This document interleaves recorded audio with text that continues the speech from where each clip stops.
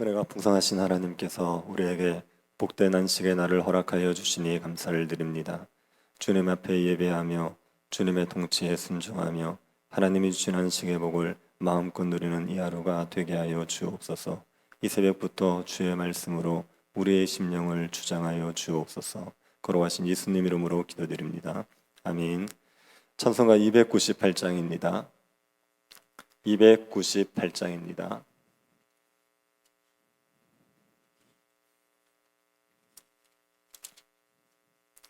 통일 찬송가는 35장입니다.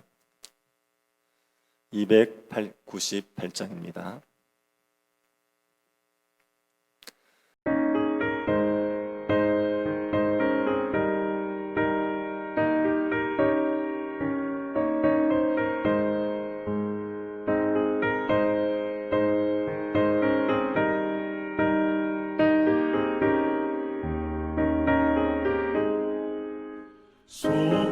속죄하신 구세주를 내가 찬송하리라. 내게 자유 주시려고 주가 고난당했네. 그 신사랑 찬양하리. 나의 죄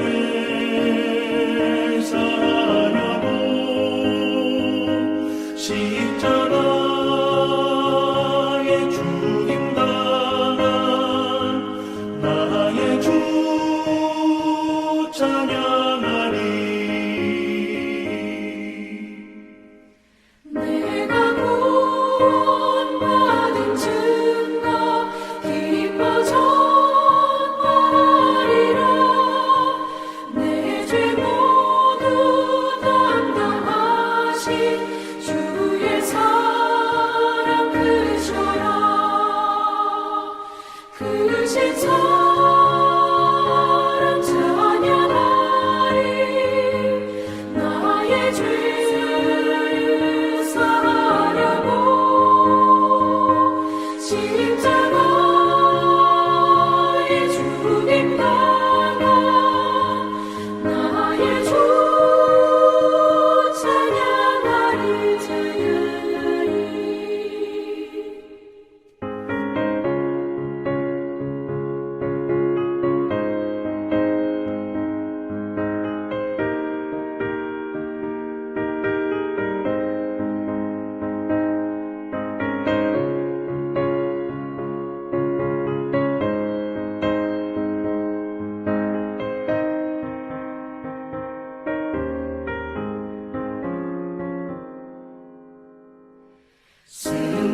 승리하신 구세주를 내가 찬송하리라.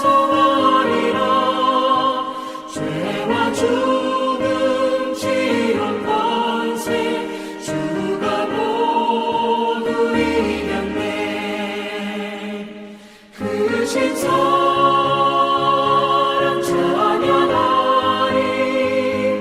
나의 죄 사하려고 십자가에 죽임당한 나의 주 찬양하리.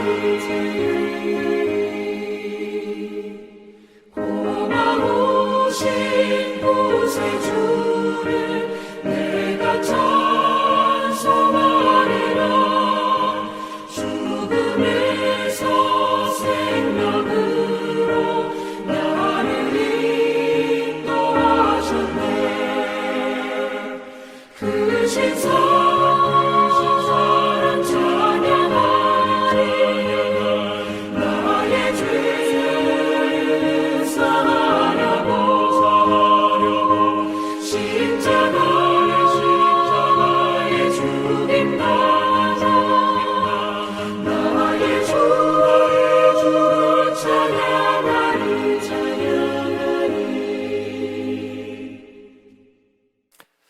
말씀을 보겠습니다. 열왕기하 9장 30절부터 37절 말씀입니다. 9장 14절부터 37절이 본문인데 30절부터 37절까지만 교도하도록 하겠습니다. 찾으셨으면 교도하겠습니다. 예후가 이스라엘에 오니 이세벨이 듣고 눈을 그리고 머리를 꾸미고 창에서 바라보다가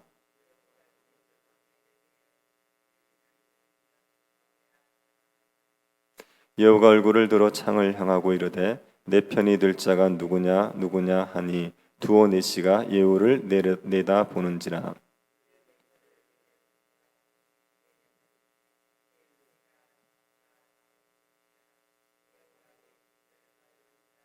예후가 들어가서 먹고 마시고 이르되 가서 이 저주받은 여자를 찾아 장사하라. 그는 왕의 딸이니라 하매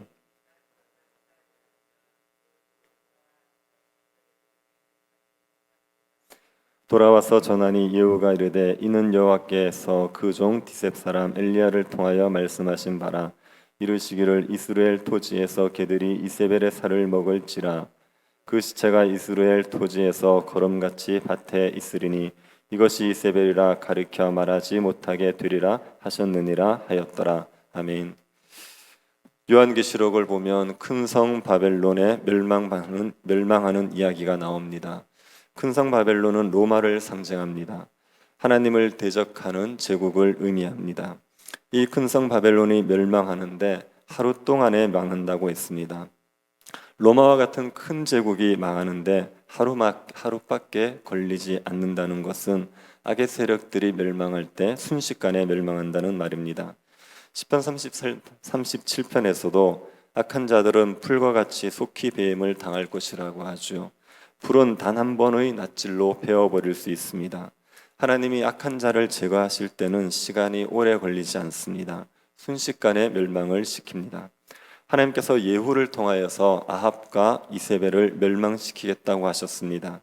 하나님께서 그 일을 이룰 때도 오래 걸리지 않았습니다. 순식간에 멸망이 이루어집니다. 우선 하나님께서 여호람을 죽이시지요. 예후는 하나님께서 이스라엘의 왕으로 기름 부음을 받은 자입니다. 예후가 그 사실을 알고 여호람의 신복들이 예후를 왕으로 인정합니다. 그러자 예후는 여호람이 부상을 치료하고 있는 이스라엘을 향하여 가지요. 자신과 함께 길르앗 라못에 있는 사람들 중에 단 한 사람도 이스라엘로 가지 못하게 하고 예후가 병거를 몰고 이스라엘을 향해 갑니다. 이스라엘에 있던 여호람은 망대를 지키는 파수꾼으로부터 병거 부대가 오고 있다는 보고를 받습니다. 여호람은 병거 부대가 누구 부대인지는 알지 못했습니다. 하지만 전쟁을 마치고 돌아오는 아군의 부대였다고 생각했던 것 같습니다. 그래서 여호람은 정찰병을 보내서 어떤 일인지를 물어보게 합니다. 여호람이 보낸 정찰병이 가서 예후를 만납니다. 그리고 예후에게 묻지요. 평안하냐? 평안한 일로 오시는 겁니까? 이렇게 물었습니다. 그러자 예후는 평안의 일인지 아닌지 너와 무슨 상관이 있느냐? 내 뒤로 물러서라. 그러면서 정찰병을 자신의 뒤로 가게 했습니다. 예후는 정찰병을 돌아가게 하지 않고 자신을 따르게 했던 겁니다. 여호람이 보낸 정찰병이 돌아오지 않자 여호람은 다시 정찰병을 보냈습니다. 두 번째 정찰병도 역시 예후에게 같은 질문을 했고 같은 답을 받았습니다. 그리고 역시 돌아오지 않았습니다. 두 명의 정찰병이 돌아오지 않고 병거 부대가 가까이 오자 파수꾼은 병거를 모는 사람이 예후라는 것을 알아보지요. 예후는 병거를 미친 듯이 모는 습관이 있었습니다. 그래서 파수꾼이 예후라는 것을 짐작했습니다. 파수꾼의 말을 들은 여호람은 자신이 직접 병거를 타고 예후를 만나러 갑니다. 이때 유다 왕 아하시아도 함께 갔습니다. 아하시아는 전쟁 중에 부상을 입은 여호람의 문병을 맞습니다. 그런데 여호람이 예후를 만나기 위해 병거를 타고 가자 함께 동행을 했습니다. 여호람은 예후가 반역을 했을 거라고는 생각하지 못했습니다. 여호람은 예후가 전쟁에서 승리했다는 소식을 가지고 왔을 거라 생각했습니다. 그래서 아하시아와 함께 승전에 대한 보고를 받기 위해서 예후를 만나러 갔던 것 같습니다. 여호람은 예후에게 보낸 두 명의 정찰병이 돌아오지 않는다는 것을 기억하고 이상하다 이렇게 생각했어야 됩니다. 그런데 별 의심 없이 아하시아까지 데리고 예후를 맞으러 간 겁니다. 예후를 만난 여호람이 예후에게 묻습니다. 평안하냐? 전쟁에서 승리해서 평화의 소식을 가지고 오는 것이냐? 이렇게 물은 거죠. 그러자 예후가 뜻밖의 대답을 합니다. 내 어머니 이세벨의 음행과 술수가 이렇게 많은데 어찌 평안이 있으랴? 예후는 이세벨의 음행과 술수로 이스라엘이 평안을 누리지 못하고 있다고 말합니다. 예후는 이스라엘의 평안이 없는 것이 이세벨의 죄 때문이라고 말하지요. 예후가 영적인 안목이 있는 겁니다. 이스라엘이 하나님의 말씀을 버리고 음행과 술수를 행함으로 평안을 누리지 못하고 있다는 것을 알고 있습니다. 그래서 여호람에게 대놓고 이세벨의 죄를 지적하고 있습니다. 그 말을 들은 여호람은 예후가 반역을 했다는 것을 압니다. 그래서 아하시아에게 반역이라고 말하고는 급히 병거를 돌려 도망을 칩니다. 예후는 도망가는 여호람에게 화살을 쏘지요. 여호람은 예후의 살에 맞아서 병거에서 피를 흘리고 죽게 됩니다. 예후가 여호람과 만나서 여호람을 죽인 그곳이 나봇의 밭이었습니다. 아합이 죽였던 나봇의 밭에서 예후가 여호람을 죽였습니다. 예후는 그의 장관인 빅갈에게 여호람의 시체를 나봇의 밭에 던지게 합니다. 예후는 오래전에 하나님께서 하신 말씀을 기억하고 있었습니다. 예후와 그의 장관 빅갈이 함께 아합을 섬기고 있을 때 하나님께서 나봇의 피와 그 아들의 피를 나봇의 밭에서 갚겠다 이렇게 예언을 하셨습니다. 예후는 그 예언을 이루기 위해서 여호람의 시체를 나봇의 밭에 던지게 했습니다. 여호람의 시체는 나봇의 밭에 던져져서 개들과 새들의 먹이가 되고 맙니다. 여호람은 하나님 앞에서 악을 행한 왕입니다. 아합과 이세벨처럼 바알을 섬기지는 않았지만 그러나 여로보암이 만든 금송아지를 섬기며 악을 행했던 왕입니다. 하나님께서 아합의 집을 멸하시겠다고 하신 말씀을 이루기 위해서 이 여호람을 심판하시었습니다. 여호람은 예상하지 못한 순간에 순식간에 죽임을 당한 겁니다. 여호람의 죽음을 보고 유다 왕 아하시아가 혼비백산이 되어 도망을 치지요. 예후는 부하들에게 도망가는 아하시아를 따라가서 죽이게 했습니다. 아하시아는 무기토까지 도망을 치다가 거기에서 죽습니다. 그 시체를 신복들이 예루살렘으로 가지고 가서 다윗의 묘실에서 장사를 지내 주지요. 아하시아도 악한 왕입니다. 아하시아는 이세벨의 딸인 아달랴의 아들입니다. 그리고 아합의 집의 여자와 결혼을 해서 아합의 사위가 되었습니다. 그러다 보니 아하시아는 유다의 왕인데도 불구하고 아합의 길을 따랐습니다. 바알 숭배를 한 겁니다. 아하시아는 다윗의 후손이지만 아합의 집 사람처럼 행동을 했죠. 그래서 아합의 집이 멸망할 때 함께 죽고 맙니다. 여호람과 아하시아를 죽인 예후는 이스르엘로 들어갑니다. 이스라엘은 성의 이름입니다. 그때 이세벨은 예후가 여호람과 아하시아를 죽였다는 이야기를 들었습니다. 이세벨은 눈을 그리고 머리를 꾸미고 창밖을 바라보고 있었습니다. 이세벨은 예후가 자신을 죽일 것을 압니다. 죽음을 앞두고 있으면서도 화장을 했습니다. 이세벨은 자신을 죽이려는 예후 앞에서 당당한 모습을 보이고 싶었던 것 같습니다. 이세벨이 창문으로 예후를 보면서 말하지요. 주인을 죽인 너 시므리여 평안하냐? 시므리는 자신의 주인인 엘라 왕을 죽이고 왕이 되었던 사람입니다. 하지만 아합의 아버지인 오므리가 공격해 오자 왕궁에 불을 지르고 죽습니다. 딱 7일간 왕노릇을 했습니다. 이세벨은 예후를 그 시므리와 같은 자라고 이렇게 말하죠. 아무 명분 없이 자신의 주인을 죽인 죄로 7일 만에 불에 타서 죽은 자라는 저주를 퍼부은 겁니다. 이세벨은 지금 자신의 잘못을 조금도 뉘우치지 않습니다.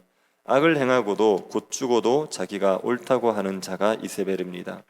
예후는 창문으로 자신을 향해서 악담을 퍼붓는 이세벨을 보고는 거기에 내 편이 들 자가 없느냐 그렇게 소리쳐 묻습니다. 그러자 두어 네시가 얼굴을 예후에게 내밀었습니다. 그들에게 예후가 이세벨을 창으로 집어 던지라 이렇게 말하죠. 그래서 네시들이 이세벨을 창밖으로 집어 던집니다.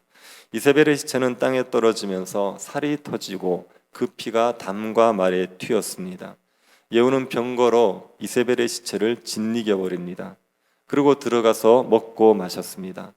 예후가 먹고 마시는 동안 예후의 분노가 좀 가라앉았던 것 같습니다. 그래서 이세벨이 악한 자이기는 하지만 시돈의 공주였기 때문에 장사를 지내주기로 했습니다. 사람들을 보내서 시신을 수습해서 장사 지내주라 했습니다. 사람들이 이세벨을 장사 지내기 위해서 가서 보니까 이세벨의 신체 중에 머리와 발과 손밖에는 찾을 수가 없습니다. 개들이 이세벨의 시체를 다 먹어 치운 겁니다. 그 말을 들은 예후는 하나님께서 엘리야에게 하신 말씀이 이루어졌다는 것을 압니다. 하나님께서 엘리야에게 이스라엘 토지에서 개들이 이세벨의 살을 먹을 것이다 이렇게 말씀하셨습니다. 또 그 시체가 이스라엘 토지에서 거름처럼 밭에 뿌려져서 사람들이 그 시체를 보고 이세벨의 시체라는 것을 알아보지 못할 것이라고도 하셨습니다. 하나님께서 엘리야를 통해서 이세벨이 이렇게 비참하게 죽게 될 것을 말씀하셨는데 이세벨이 이 말씀대로 비참하게 죽은 겁니다. 이세벨이 죽은 것은 죄 없는 나봇을 죽였기 때문이지요. 하나님께서 나봇의 핏값을 갚기 위해서 이세벨의 피가 이스라엘 땅에 뿌려지고 그 시체를 개들이 먹게 되고 그 시체가 거름처럼 밭에 뿌려질 것이라고 말씀하셨습니다. 하나님의 말씀이 이 예후를 통해서 이루어진 겁니다. 하나님께서 아합의 집을 멸망시키고 이세벨을 심판하신 말씀, 그 말씀은 이미 예언된 말씀인데 그것이 그대로 이루어졌습니다. 하나님의 심판이 임할 때 여호람, 이세벨은 순식간에 멸망하고 말았습니다. 여호람이 예후의 화살을 맞아 죽던 그날 아침까지 여호람은 자신이 예후의 활에 죽을지 몰랐습니다. 그날 아침에도 왕으로서 신하의 시중을 받으면서 영광과 권세를 누리고 있었죠. 그런데 하루가 지나지 않아서 예후의 활에 맞아서 병거에서 피를 흘리며 죽었습니다. 이세벨도 마찬가지입니다.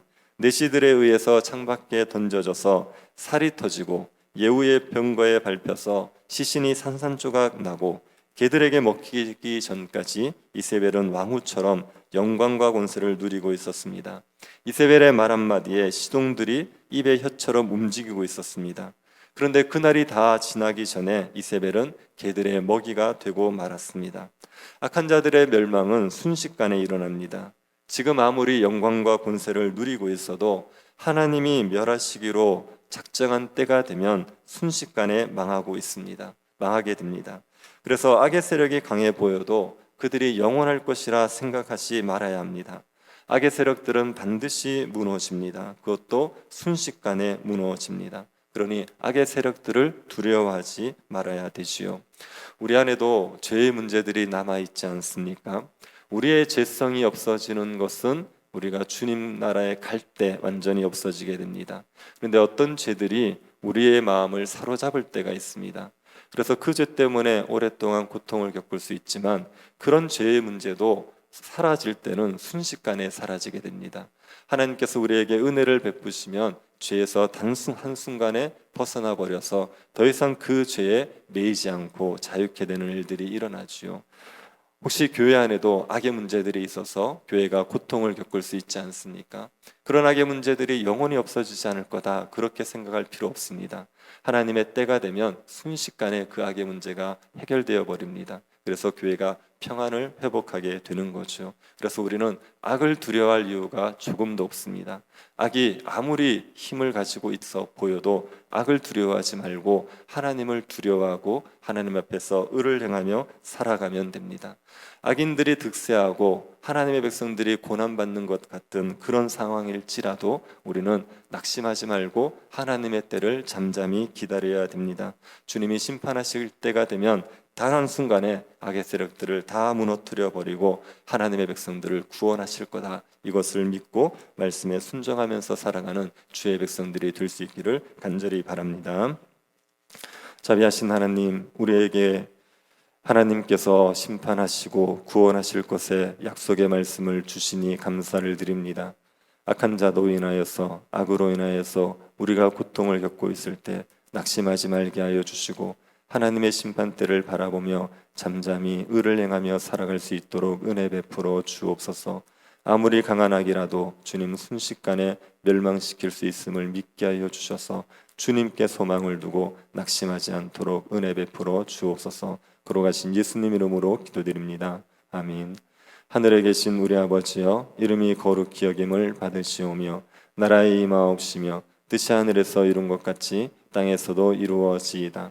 오늘날 우리에게 일용할 양식을 주옵시고 우리가 우리에게 죄 지은 자를 사하여 준 것 같이 우리 죄를 사하여 주옵시고 우리를 시험에 들게 하지 마옵시고 다만 악에서 구하옵소서. 대개 나라와 권세와 영광이 아버지께 영원히 있사옵나이다. 아멘. 오늘 예배를 위해서 기도해 주시고 우리 수험생들 위해서 기도해 주시고 새 교회당 건축을 위해서 기도해 주시고 개인적으로 기도하시기 바랍니다.